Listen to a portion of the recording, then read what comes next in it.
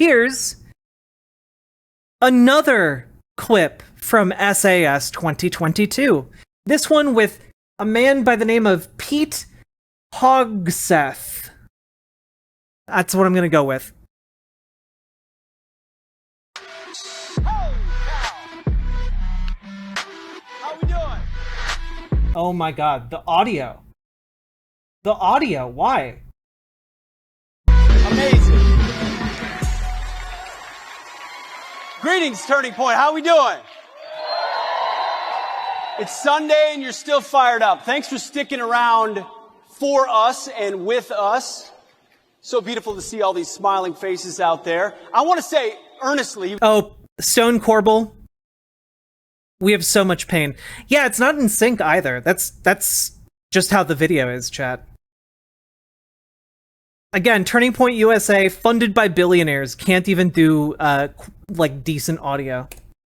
He was just up on stage. It's true, this man looks like he's cheated on his last 3 wives. I can thank Greg Gutfeld anytime I want. But I want to thank Charlie Kirk and Turning Point and all of you for what you are doing for my kids, for the next generation. You know, right before I came on stage, my wife texted me a passage from the book of Malachi, which is the last book in the Old Testament, where God is talking to the Israelites, the people of Israel, saying, you will be cursed in future generations, not because God takes retribution on next generations, but he was talking to the priests and the leaders of the Jewish people, saying, if you're teaching falsely, then you will teach those false teachings to the next generation, and therefore that generation will suffer. The generational suffering comes from a corruption of leadership, whether it's religious leadership, cultural leadership, political leadership, and it corrupts the youth, and then they pass it on. That's the curse. Yeah, I don't think God curses people who teach things wrong, Pete. Because I got news for you. People taught that the world was flat for quite a long time. And I don't think God cursed them because they were wrong. I don't think that's a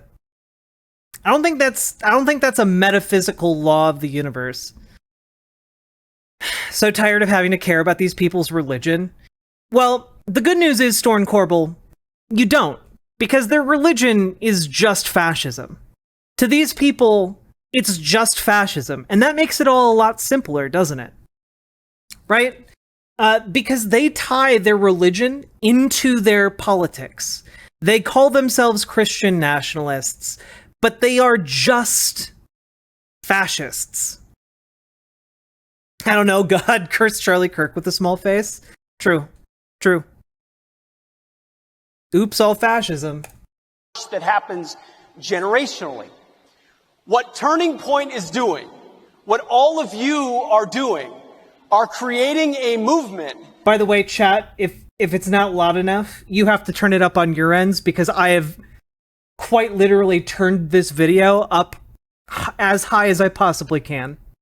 That has an opportunity to break that curse in this country. I did like that, Entrama. And I mean that. I really think we're on the cusp. Yeah, I mean, the Egyptians figured it out too, Dr. Robotnik, but I'm using it to make a point. We've been wrong about a lot of things. Replace what I said with, like, germ theory, okay? We didn't know germs were a thing. We taught for hundreds of years, from, like, Aristotle up until the 1800s, that the reason people got sick was because they had the 4 bodily humors out of alignment. So replace flat Earth with that, okay? Of a renaissance in education in this country. And I say that because I've done a lot of research on the topic recently. I just wrote a book called Battle for the American Mind. I just wrote a book called Battlefield Earth. It's a stunning new science book about the very real past and future of humanity. With my co-author, David Goodwin, who's an amazing American and Christian. And it's been #1 on the New York Times list for a month. I mean, Archangel, we still don't know where eels come from, so maybe spontaneous generation is correct for eels, you know? You know the New York Times didn't want to give it 1 minute on the list. Barnes & Noble refuses to put it on their shelves, maybe because we mentioned the fact that if you walk into any Barnes & Noble in America today and you go to the kids section, about 75% of it is about CRT or gender or climate or Michelle Obama. Yeah, because books were never about gender before. There were never any underlying messages about gender in books before. There were never any underlying messages about the climate or society. You know, it all just used to be it all just used to be you know, books like books like this one. Mike Mulligan and his steam shovel. It was just, you know, Mike Mulligan and his steam shovel doesn't have any underlying, you know, cultural assumptions or messages. It's just a fun book about a man and his sentient steam shovel. Okay? It's just a man who loves his goddamn steam shovel. All right? Now, let's take a look at this. It was published in 1939.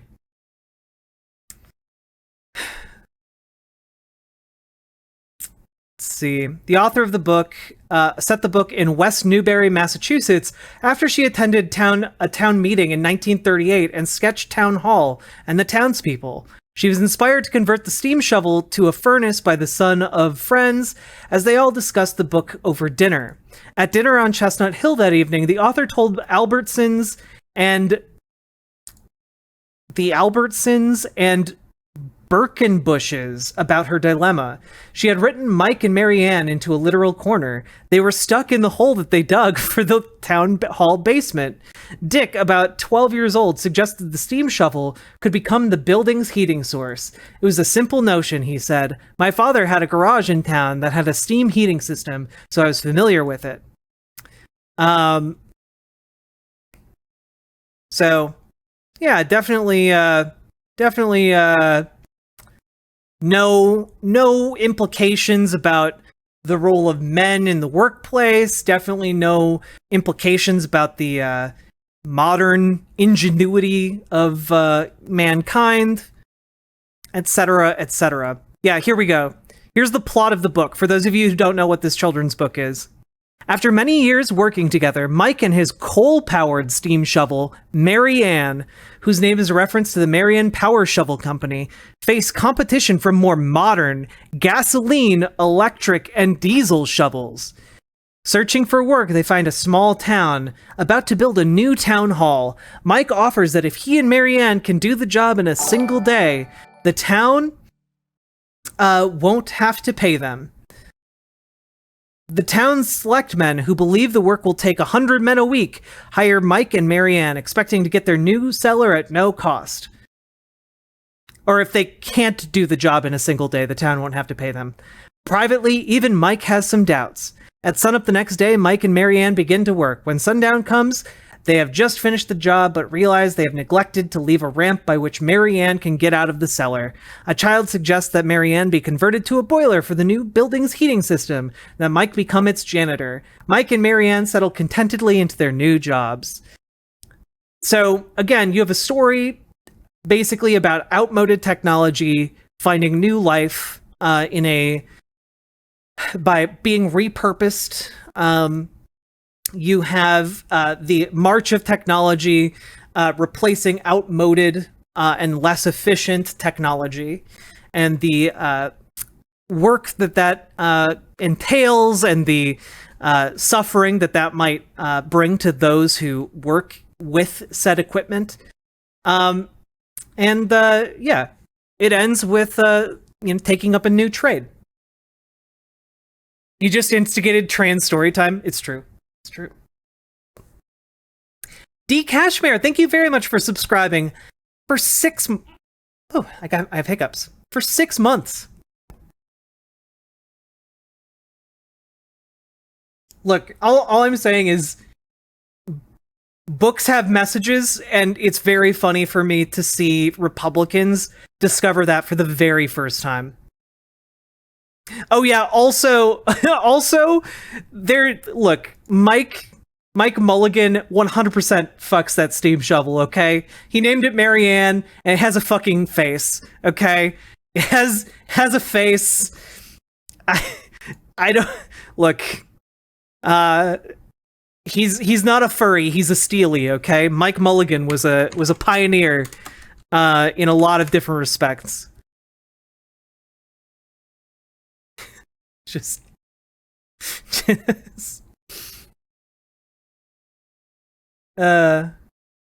goddamn. Look, it's a cute children's book though. It's a cute children's book. Mike Mulligan had a steam shovel, a beautiful red steam shovel. Her name was Mary Ann. Well, wait a minute. I've been told by conservatives that gender is biological. So how can this steam shovel, which clearly lacks any genitalia that we know of, be a woman? Where is the vagina? Where is it, chat? I don't see it. Mike Mulligan was very proud of Mary Ann. He always said that she could dig as much in a day as 100 men could dig in a week. But he had never been quite sure that this was true. Yeah.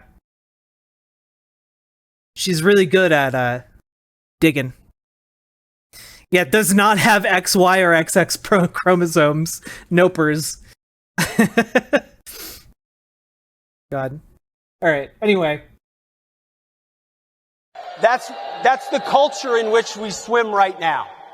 But through researching the history of education in America, in our K through 12 schools, and working with David Goodwin, who runs the Association of Classical Christian Schools, what I began to realize is we're 40 years into an educational insurgency in this country amongst Christians reflecting Judeo-Christian values, patriots, parents who stood up and said, I refuse to allow the government public schools to corrupt my kids. Damn, Pete. You somehow reinvented the argument from like the 1870s against public schooling. It's really revolutionary here. Okay? Fun fact, public schooling is a leftist idea. Okay? Leftists are generally in favor of public schools. Or at least some form of state-provided education. Okay? The idea here that conservatives are just now having a problem with public schools, nah. Conservatives have always wanted public schools gone so that they can indoctrinate more kids into Christian schools and so that they can pump out more undereducated, over-indoctrinated students. To co-opt their education. As Charlie Kirk said this morning, would you send your kids to CNN to get an education? No. Then why would you send your kids to Democrat camp? For 8 hours a day, 5 days a week, 16,000 hours between K through 12, which is... Yeah, why are you sending all of our kids to Democrat camp? That's what we call school these days. God, Democrat camp. Effectively, what it is when you send your kids by default to a government or public school in America today. So the battle for the American mind is about the 100-year progressive takeover of our K through 12 classrooms. You may have never heard of a book, but there's a book called The Closing of the American... Yeah, because schools were originally a conservative institution, which is why anarchists were very in favor of instituting public schooling. American Mind by Alan Bloom. It was written about 40 years ago, and it was about higher education, the intolerance of university. Yeah, progressive teachers have infiltrated our schools, letting kids know that it's okay for two girls to hold hands when they like each other. It's nefarious. In colleges, many of which you are in or you're about to go to, and you are a part of fighting back against that ideology, and I appreciate that. But we know that the American mind is closed on college campuses. The real battlefield is not freshman year. The real battlefield is first grade. Because that's where they want to start indoctrinating these kids on it. Because they know if adults start questioning their, conditioning, that there might be a chance that they break out of it, okay? So they need to make sure that they're indoctrinating these kids young so that it fucks them up for the rest of their lives. The left understood from the very beginning 100... Also, just real quick. The real battlefield is not freshman year. The real battlefield is first grade. Yeah, we know that, dude. That's why so many mass shootings are happening in elementary schools. They're literally having to wear clear backpacks or go to school in bulletproof plates. It's fucking gross. Because the left understood from the very beginning 100 years ago, it's a lot easier to mold the mind of a first grader or a fourth grader or a seventh grader than it is to take a conservative kid in college and turn him into a socialist, even though they're still pretty good at that. Yeah, 100 years ago in progressive leftist 1922. Yeah, the 1920s, known for their progressive assault on education. Oh, incidentally, that does line up very nicely with when women were allowed to vote. So maybe Pete Hegseth is just making a crypto argument against women's voting rights. I wouldn't put it past him there. They intentionally targeted the youngest of minds. But the book starts with the chapter we call the COVID-16-19 moment, which was the moment, because of the China virus, we're all shut down, and the school came into our... Yo. Check it. Did you guys catch that? He paused to wait for the cheers, and they didn't come. He paused to wait for the cheers, and no one made any noise. The China virus, we're all shut down, and the school came into our homes through Zoom and classrooms on laptops. And parents looked through that screen, and they didn't just see math and reading. What they saw was critical race theory disguised as diversity, equity, and inclusion, which is really just... Yeah, why would parents want their kids to learn about the good things Black people did? Again, this is just white supremacy coded in more modern Republican language. Just racism. They saw gender theory and gender pronouns. No, kids at school learning about pronouns? What's next? Will they have to learn about verbs and normal nouns? Saw environmental radicalism and worship, climate worship, and they said, how do we... What the fuck does that mean, Pete? It's not climate worship. They're just reading about the news and oh no, one of the last giant glaciers is gone. It's not climate worship. They're just learning about the weather, my dude. Get it? This is not what I thought my kids were being taught in school. Well, Ernest Hemingway once wrote, he was talking about bankruptcy. Ernest Hemingway would, probably challenge this guy to a duel and kick his ass. He said it happens gradually until it happens quickly. And that's exactly what happened in K through 12 in this country.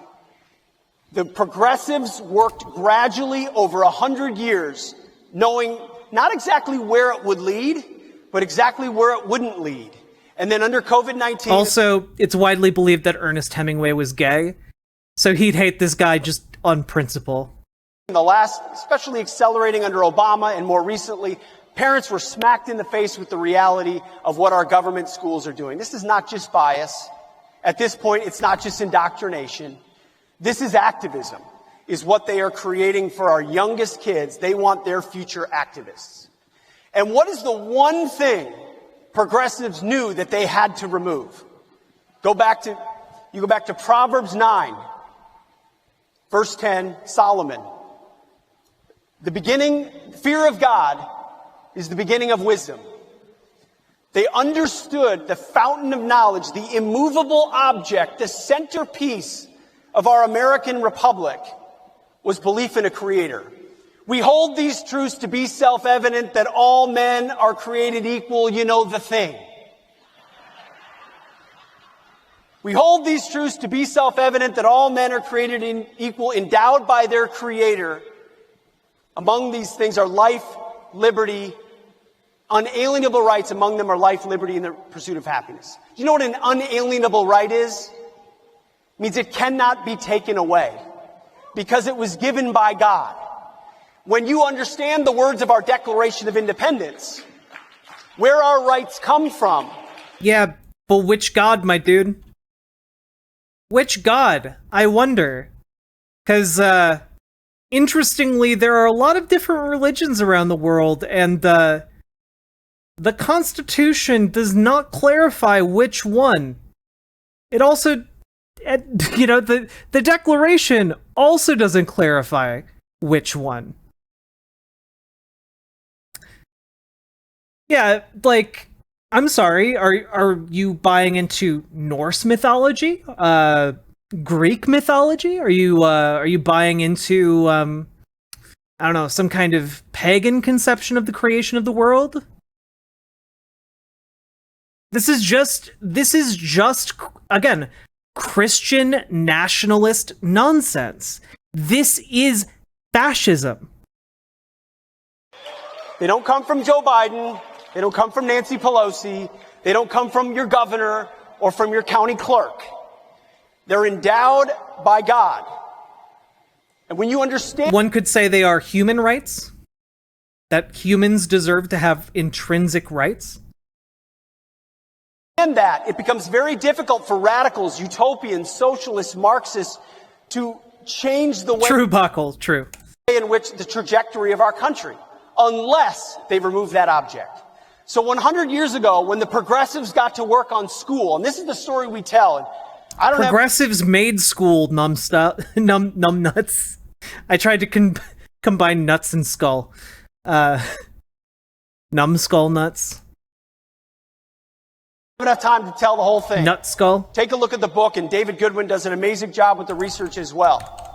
They knew that inside every American classroom, just 100 years ago, 120 years ago, there was a Bible and there was a cross.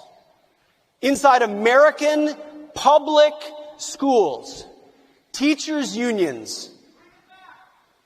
Yeah, you know what? They also used to have witch trials in school buildings.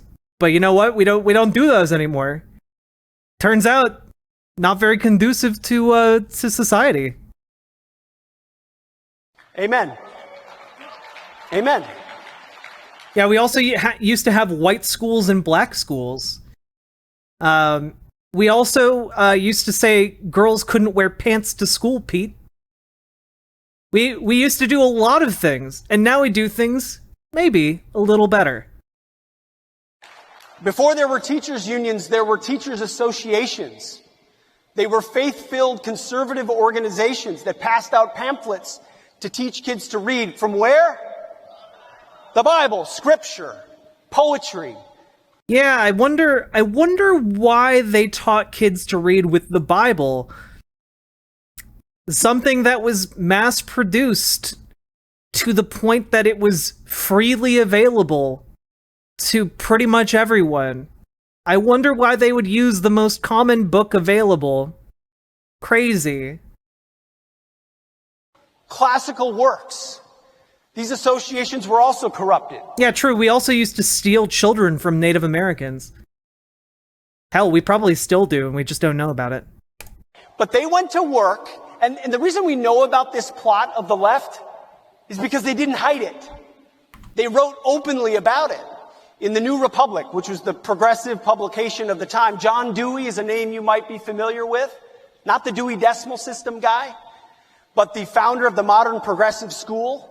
And they debated, how do we get rid of the immovable object? How do we get rid of God and faith and the Bible in school? Because our utopian left-wing schemes can't happen when he's at the center with unalienable rights given by a creator. And what they said was, and it's kind of scary when you think about it, we're going to replace God with a forgery. And over time, they worked hard. Think of it this way, like an Indiana Jones movie. There's a precious jewel on a pressure plate. And if you remove it, it's going to set off the alarm, and you're trapped. They knew if they removed God immediately, the cultural alarm plate for America would go off. Think parents in Loudoun County, Virginia, 120 years ago. They would have lost their parents of the early 20th century would have said, no way you're taking God out of our classroom. So and they debated this and talked about it. They said, what we're going to replace God with is with allegiance to the flag. What?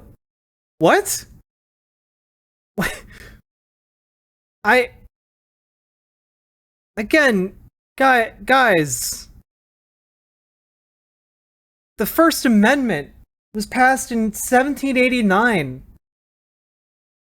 Congress shall make no law respecting an establishment of religion, or preventing the free exercise thereof, or abridging freedom of speech, or of the press, or of the right of the people to peaceably assemble, and to petition the government for a redress of grievances. That's the First Amendment. If public schools are being established by the government, they cannot be propping up a specific religion. And Pete Hegseth is just saying, like, oh yeah, they replaced this with the Pledge of Allegiance. Yeah, let's just take a look. Pledge of Allegiance. History. Origins. Yeah. Nah, like, people started this in 1887, chat. And then, even then, the one that came shortly after that 1887 one, which started in, like, 1892, was like, this was all it said. I pledge allegiance to my flag and the republic for which it stands, one nation, indivisible, with liberty and justice for all. That's it. That's actually not that bad. He was also a socialist. Just as an FYI. You know, because he wanted liberty and justice for all. You know?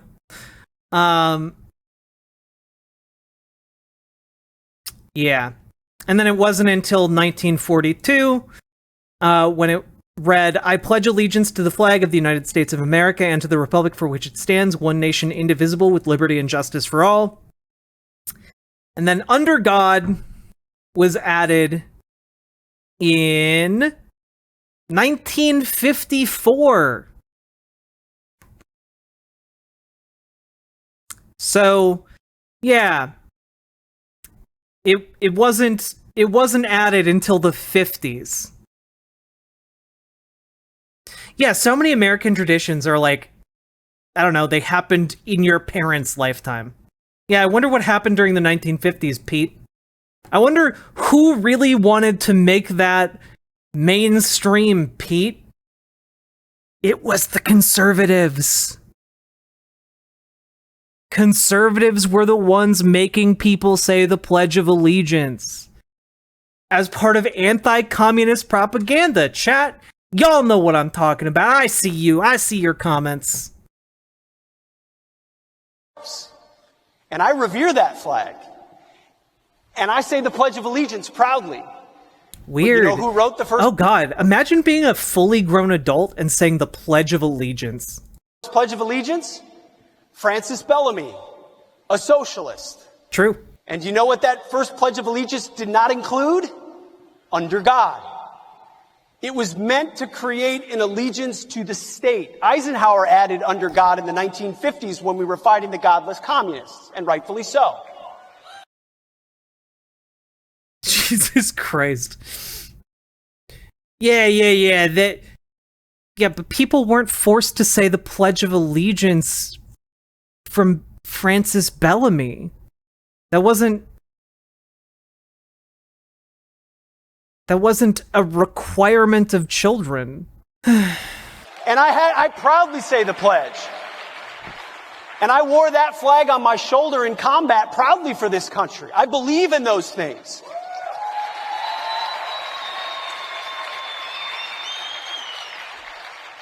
But for the progressives, that was the forgery they put on the pressure plate when they took God off. They said, your allegiance will be toward the state. So the Bible and the cross were replaced with a pledge and a flag. And there were practical reasons for it that they explained away. New immigrants coming to a country and you coalesce around nationalism, and nationalism is not a bad thing, but it's more malleable than faith in Jesus Christ, than biblical wisdom. And they knew that. And churches gave way, by the way, right about that time, got out of the education business. And so once the government got into the education business completely, church got out of the Monday through Friday business, and they got into this is just all nonsense. The Wednesday night and Sunday school business. No, Mint. You have to understand, these specific types of people who are like, hell yeah, I went overseas to fight in Iraq. Now, they don't think that their allegiance is to the country. They see themselves as part of a long line of holy warriors waging like a modern day crusade. Like Pete Hegseth is cut from the same cloth as Eric Prince, the brother of Betsy DeVos, who's a billionaire and who funds mercenary groups all around the world with the explicit purpose of killing Muslim people. He's on record as talking about wanting to engage in a modern day crusade. It's sick. These people have a disease. Yeah, Blackwater. Oh, guys, one of these days I'll have to. We'll do our Eric Prince deep dive. Because fun fact for you, Blackwater made a military recruitment video game, also called Blackwater. Eric Prince worked personally with the developers to try and make it as friendly to real-life mercenary work as possible. Should we play it? I might play it on stream. I've never actually popped it in. Should you play it? Probably not. It's not a very good game. Yeah,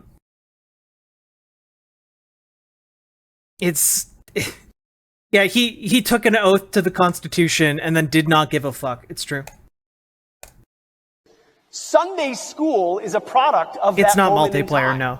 when churches got out of the school business altogether and abdicated that responsibility to the state. Yeah. In case you guys don't know what I'm talking about. Yeah, it do be like that.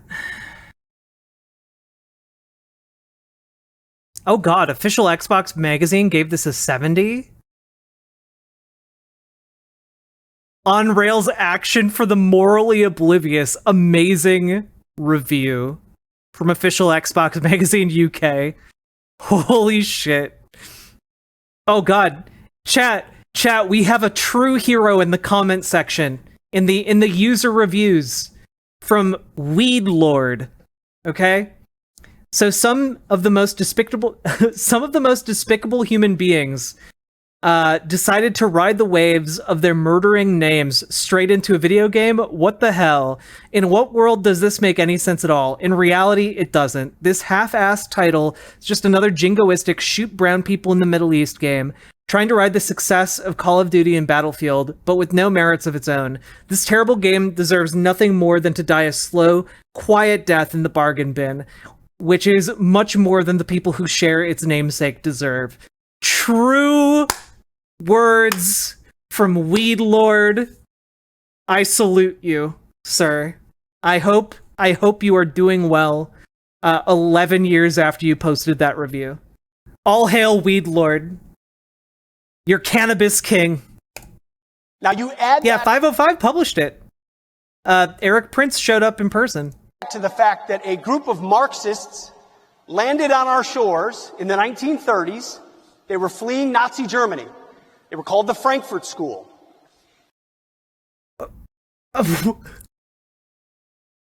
What? A group of leftists arrived on our shores fleeing the Nazis. So you're saying, Pete, that you want to do what the Nazis did, huh? Pete, did no one look over your speech you were going to give here? Yes, he did just say the quiet part out loud.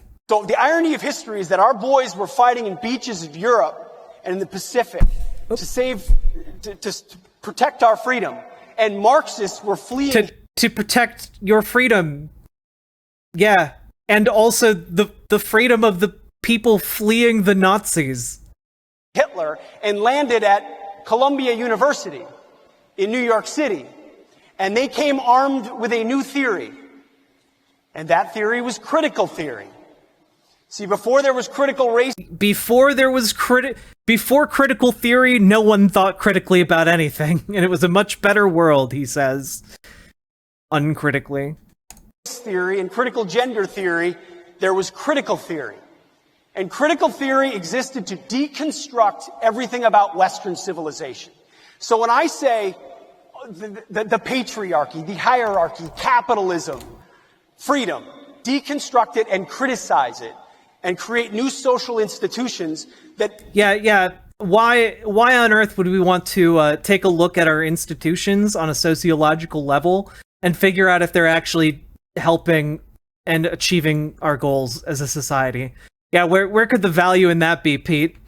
No, yeah, it's not useful to do that, apparently. It's self-reflection, finding out what policies work and what doesn't work. Yeah, that's Marxist leftism. Did not believe that man was fallen. See, it all comes back to the fall. It all comes back to biblical wisdom. If you believe man is perfectible, men and women on earth, then you believe utopian political schemes will bring about equity. What? Pete, things are better now than they were 200 years ago, right? Like, Pete, we figured out germ theory. We figured out that it's good to wash your hands. Pete, we know observably that things can be improved. This is some Kirk Cameron shit, but on top of that, it's some like wild. It's like what Voltaire was trying to satirize. You know, like this is like we already live in the best of all possible worlds. Why are you trying to improve it? Trying to improve it is actually heresy. Like, that's literally what he's trying to argue. Yeah, Pete, if man is so fallen, stop washing your hands and wipe your ass with your bare hand, okay? Earth. But if you understand that we are all inherently sinful, and boy do I know that, and that we're all inherently flawed, in need of redemption and a savior, then you understand the limits of government. The limits of what government can do for you and the responsibility. Yeah, you understand that government can't make things better or worse. You have as a redeemed individual citizen. You see, it all comes back to that. We can talk about theories, but it ultimately comes back to the garden in Genesis. And that's the nexus of the disagreement. And that's the nexus they exploited when they removed God. They showed. Yeah. By the way, I was joking at the beginning when I said, like, he looks like a man who's had at least 5 affairs. I'm just looking at this. Hegseth and his first wife, Meredith Schwarz, divorced in 2009. He married his second wife, Samantha Deering, in 2010, and they have 3 children. During his marriage to Deering, Hegseth had a daughter with Fox executive producer Jennifer Rochette, with whom he was having an extramarital relationship in August 2017. He and Deering divorced in August of 2017. Hegseth and Rochette, who has 3 young children from her first marriage, married in August 2019. He identifies as a Christian. Yeah, absolutely Christ-like, this man. Definitely an expert. With their theory at Columbia University. What does Definitely an expert at not being able to improve himself. Columbia University have? The most preeminent teachers college Good night, in Angela. America. And so these theorists started teaching these theories to teachers, many of which then went to the University of Michigan, where John Dewey also... Yeah, where they then tried out the theories? Crazy, bro. You mean teachers tried to get better at teaching? Wild. Taught. And they proliferated these ideas. Now you add this to the fact that the Supreme Court removed God and prayer in schools in the Bible. And you add this to the radicalism of the 60s. And then you add this to the teachers' associations being taken over by public sector unions, effectively Marxists. And then unions aren't Marxist. I'm sorry. I'm sorry. Were the 1950s just full of Marxists because there were unions? What the fuck are you talking about? Then you add that to the fact that the teachers' unions then got Jimmy Carter elected. And what did the most delegates at the 1976 convention for Jimmy Carter were teachers' unions. It was the first time they'd ever endorsed a candidate. And what did he turn around and do for them? He created the Department of Education, the Federal Department of Education, which led to where we are now, which is effectively a federal pipeline into every single school district. Common Core accelerated that. Joe Biden and teachers union Joe Biden accelerating all of that. But this idea of critical theory and then critical gender theory or critical queer theory or critical race theory, these are not accidents. Yeah. We shouldn't have the Department of Education. You know, the thing that helps our education departments work? Crazy, right? They deny it, right? They say, we're not teaching critical theory, not here. But meet our new diversity, equity, and inclusion counselor, who will be, it's not in the curriculum. Yeah, but what about the pedagogy? Because the pedagogy is not what you teach, but how you teach. And so what I want to disavow parents, grandparents, and students. Yeah, these are, by the way, chat, these are the evil functions of the Department of Education. Establishing policies on federal financial aid for education and distributing as well as monitoring those funds.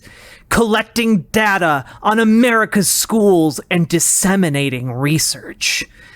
Focusing national attention on key educational issues and prohibiting discrimination and ensuring equal access to education. The horror. It's like that movie, The Thing, where it's just ever evolving and will destroy us all.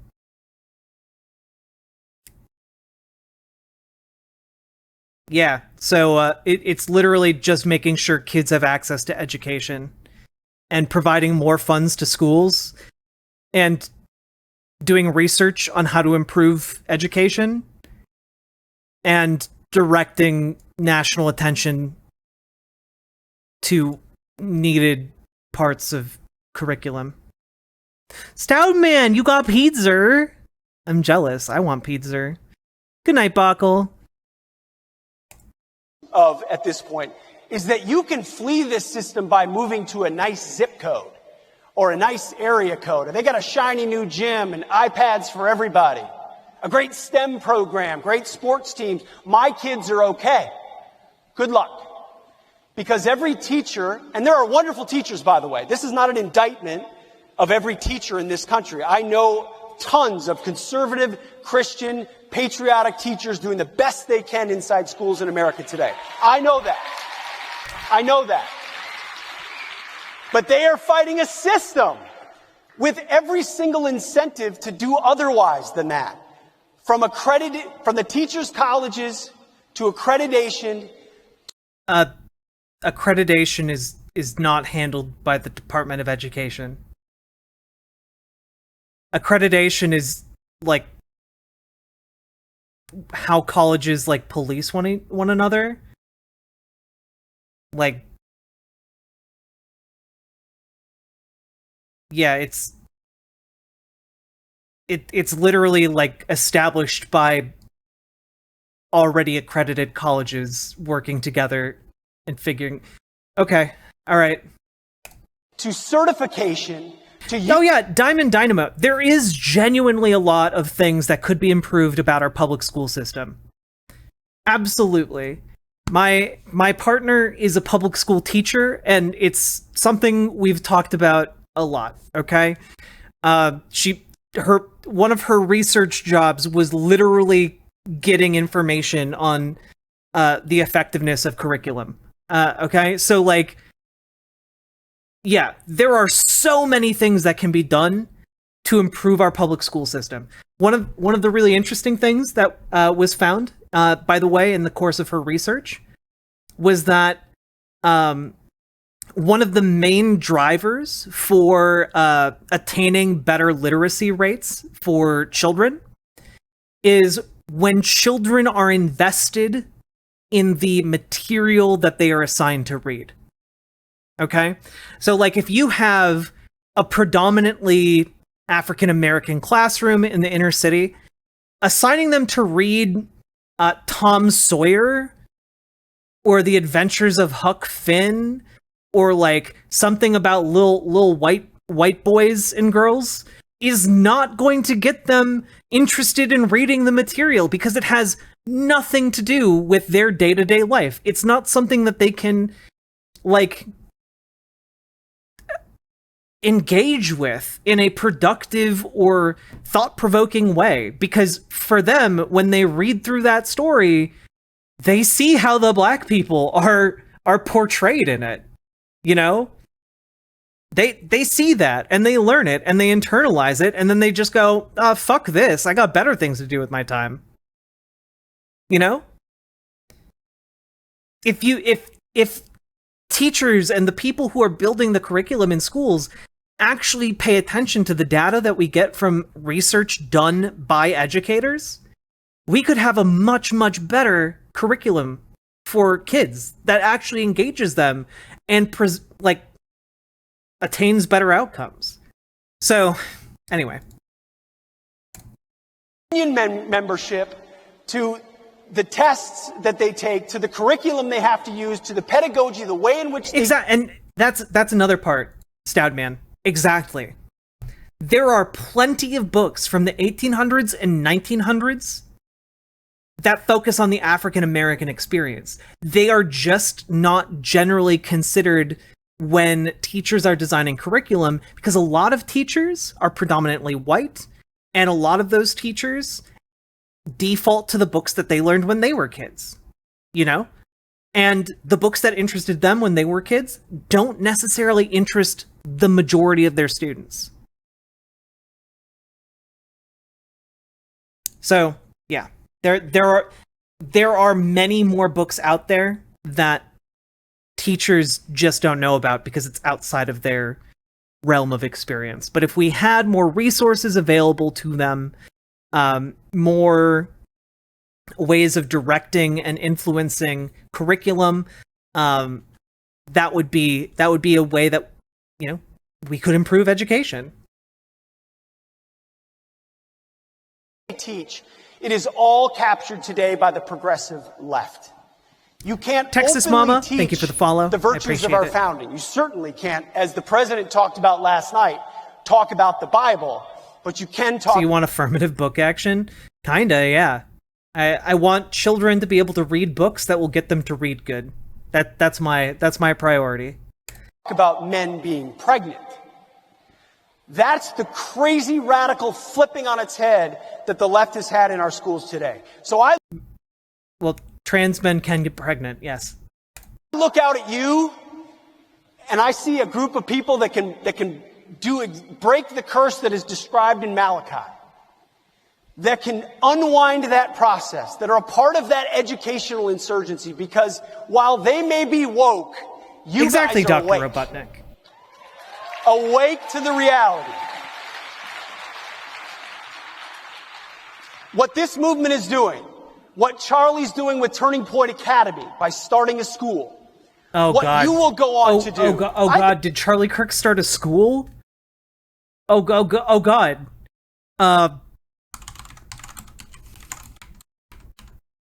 Oh God, no.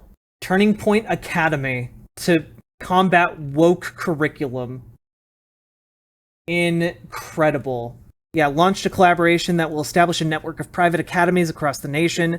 Turning Point Academy, which will start with the private Dream City Christian School in Glendale, Arizona, will expand into additional locations. Its curriculum and school culture is based on what founder and executive director Charlie Kirk call bedrock principles. To never waver from the truth, to teach self-government and liberty, and to honor God's promise that all are created equal. Wait. God doesn't make that promise, though. God literally talks about the place of masters and slaves in the Bible. What? Is this like Trump University? I mean, kind of, except that it's religious. Yeah. Woke ideology, including critical race theory and what TPUSA referred to as radical LGBT agendas and anti-American ideas such as the 1619 Project, will not be allowed. Amazing. There's a lot of frustration from parents and families about the quality of their kids' education that we've been aware of, and we've been doing this for a decade. That CRT itself, Kirk had much to say. CRT and the 1619 Project advanced the notion that America should be defined by racism and slavery. Well, yeah, slavery was in place for like over half of America's history, and we're still dealing with the fallout today. So the fact, trying to argue that it's not a incredibly defining feature of America is pretty fucked up.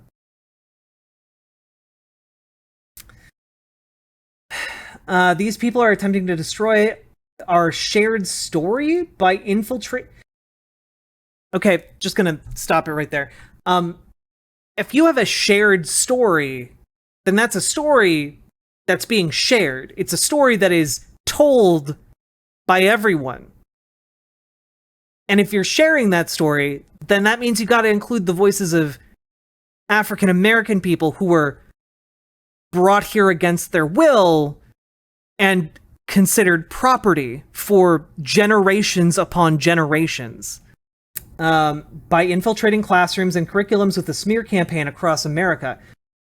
Again, is it a smear to point out that Thomas Jefferson had slaves? Is it a smear to point out that Washington had slaves? No, these are just facts. And conservatives don't want your kids to learn facts. Okay? Conservatives don't want you to learn about Thomas Jefferson likely having raped his slaves. They don't want you to learn that. They don't want you to learn that Washington, while a proponent of emancipation, allegedly, he didn't free his slaves. He didn't. Yeah, founder deification is weird. We should not be making gods of men. And if anyone would understand that, I would assume Christians would, but apparently they are easily duped. They believe the country is so awful and so terrible that it's not worth loving or celebrating. Again, this is just mistaking accurate critique for saying that something is bad. Conservatives are incapable of like shades of gray thinking. It's either black or white. Instead, they want to fundamentally transform it. The only problem with this line of thinking is that America is the best the world has ever seen. Yeah, but what if you could make something that is currently the best even better, Charlie? You know, what if you can make something that is currently really good even better? You know? You know?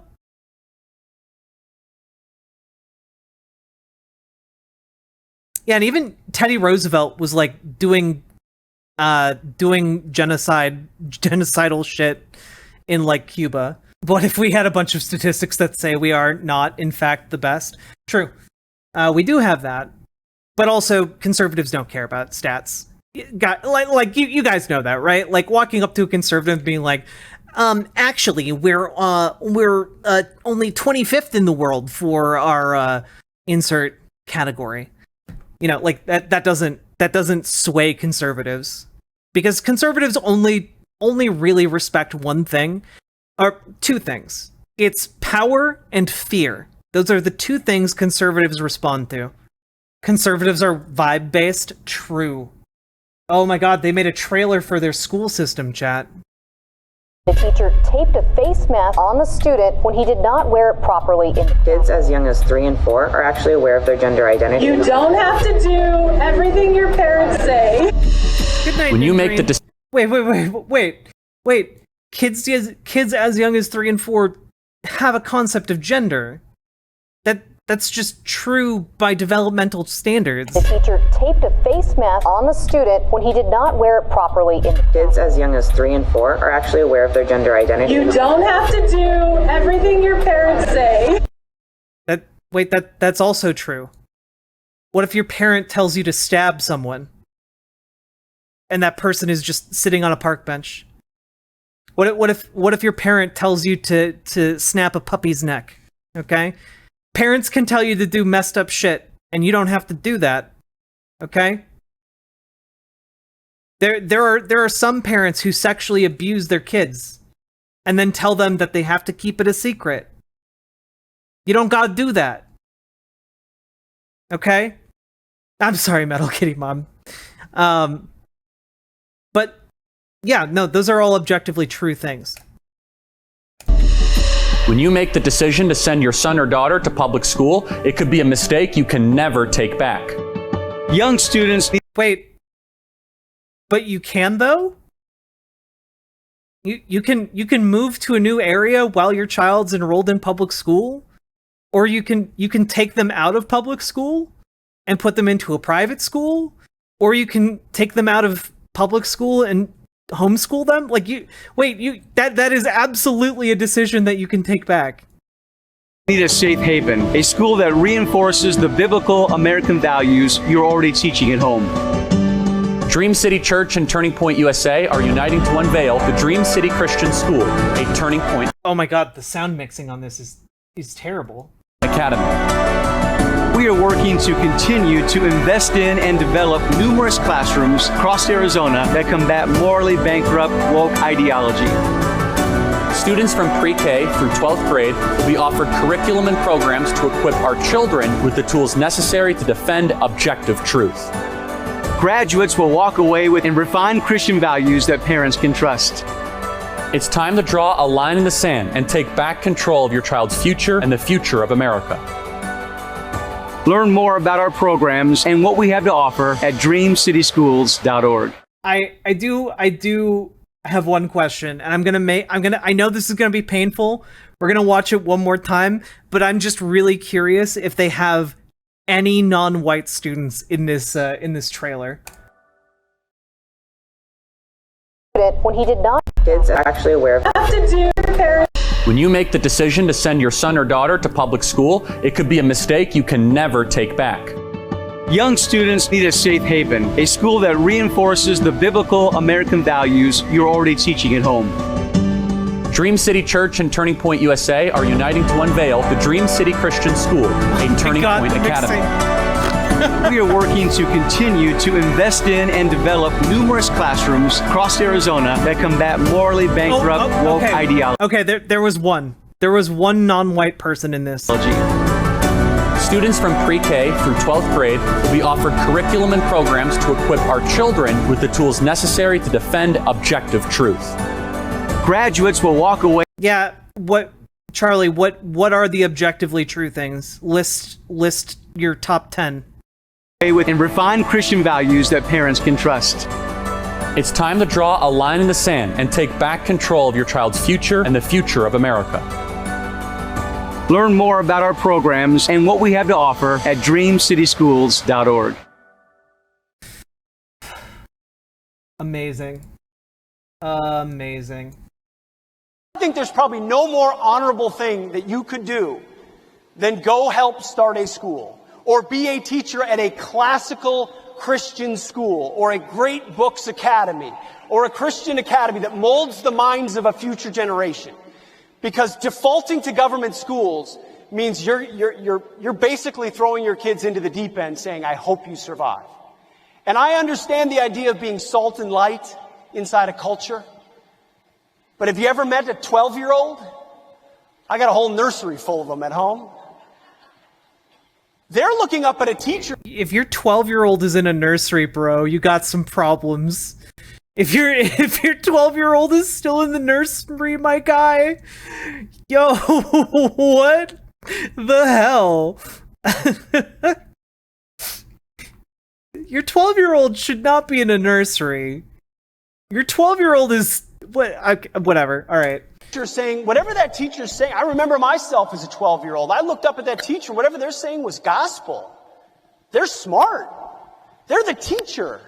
If this is the theory, then I better learn that theory and push that theory. Or maybe you as a parent should teach your kid that teachers aren't like the word of God. Maybe that responsibility is on you. You know, the party of personal responsibility guy. Happens every single day. And I don't want to be in the place as a parent where I'm having to deprogram every day and every night over dinner, Wednesday night at church and Sunday at church. That's not how you build warriors with a full armor of God charging into a cultural revolution, which we're in right now. But again, we have a First Amendment explicitly to prevent that from happening, Pete. Public schools are not supposed to be indoctrinating holy warriors for you, okay?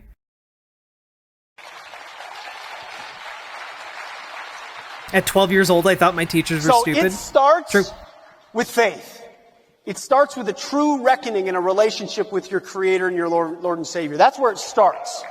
And I say that as about the most flawed human being on the planet, redeemed only by Jesus Christ. That's where it starts. Are you redeemed? Because you cheated on your first wife and then on your second wife. Did you only recently find religion? Because it doesn't seem like it. Then it moves next to the home.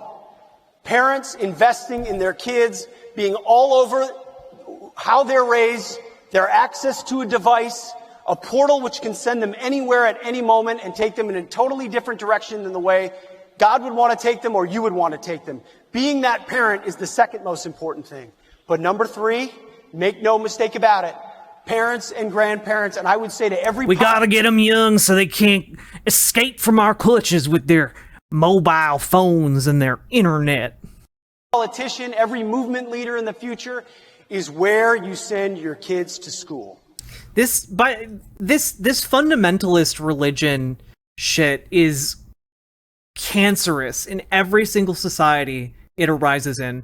Whether it is Buddhist, whether it is Muslim, whether it is Christian, etc. I have no problem with people pursuing their religious beliefs privately, but I do have a huge problem with people militantly organizing political coalitions around their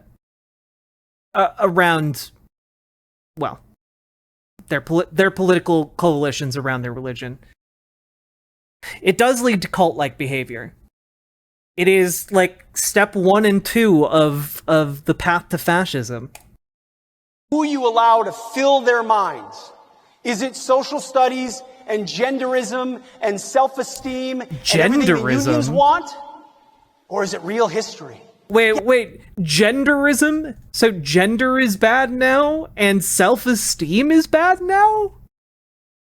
Having self-esteem is bad, chat, apparently. Like the flawed history type too, like where the bad stuff happens and we tell them we shouldn't. By the way, I'm sorry. I know I keep stopping it. I'm being a pause champ over here. They literally are, like, Pete Hegseth on this stage is advocating for people to not have self-esteem because he knows, and a lot of fundamentalists know, people without self-esteem, people who think they are human garbage, people who don't believe in themselves, are easier to control. It is far easier to control someone who believes they are dog shit than it is to control someone who actually believes in their own self-worth. To them, self-esteem is the roadblock preventing them from using you for their own ends. Yeah, Charles Manson and all that shit. That's why a lot of cult leaders will denigrate members of the cult. Who the fuck is this guy even? Natalie Marie, he's a Fox News host. That and great books and literature, Greek and Latin, an understanding of philosophy, all the lost disciplines that are not taught anywhere near a government school today. That is the type of education our founders received. The totality of 2,000 years of Judeo-Christian Western civilization. They mulled over... Yeah, and they fucking didn't know that you should wash your hands, Pete. They got that, all that education, and they still didn't understand, I don't know, the basics about weather. They didn't know what the fucking wind was, Pete. Fuck, Benjamin Franklin thought it'd be a good idea to fly a kite in a thunderstorm and get struck by lightning. Okay? Like, these people were not... we are smarter now than the founding fathers ever were. We have access to far more information, okay? They were all smart for their time. Yeah, and also the founding fathers, like, I don't know, Thomas Jefferson would probably beat the shit out of you, Pete. Okay? With his Jeffersonian Bible, okay? The Bible where he pulled out all of the bits that mentioned miracles and shit. Yeah. The big idea is the relationship with God, the limits on government, and created the most precious two documents we've ever had in the Declaration and the Constitution. It was not an accident. That brilliance was a product of an educational system. Do you not believe that your kids and grandkids deserve that very same type of education? Of course they do. Yeah, they want to groom your kids. And chat, is it any wonder that, like, conservatives abuse far more children than non-conservatives? People trapped in conservative communities experience far more sexual abuse, okay? In places where there isn't sex ed, something that conservatives categorically oppose, their kids are more prone to abuse. They are willing to allow their own children to be sexually abused if it means they are owning the libs. And that's just a fact on one issue alone. And ladies and gentlemen, we're going to need it. We're going to need it. So I will just end by saying, thank you for being here. Man, I pray my kids are in those seats about 5 years from now when they're ready to hear it, eager and ready to be a part of this movement. Thank you for supporting us at Fox and Friends, at Fox Nation as well, broadcasting this. We love you guys. Thank you so much. Okay. Fuck, that was painful. That was painful as hell, chat. But we'll make it through. We'll make it through. Promise. How do we stand up to this actual insanity? That's a really good question, Dirtcher. My answer is probably not going to be super satisfying, but this is what the best I got. Okay, are you ready? My solution is that we do any and everything we can, right? We organize, whether that's in our own communities, whether that is with whatever platforms we have available to us, if that's like, you know, speaking at like a PTA meeting or whatever, we got to do it, you know? If it is, if you are good at cooking, show up at protests and hand out free food, okay? If you are good at organizing, reach out to a local leftist campaign. If you are good at talking with people, or just you don't know what your skill set is, reach out to local politicians who are gearing up to run in 2022, that are running against conservatives. Even if they might be milquetoast liberals, if they have a shot of winning, volunteer for them.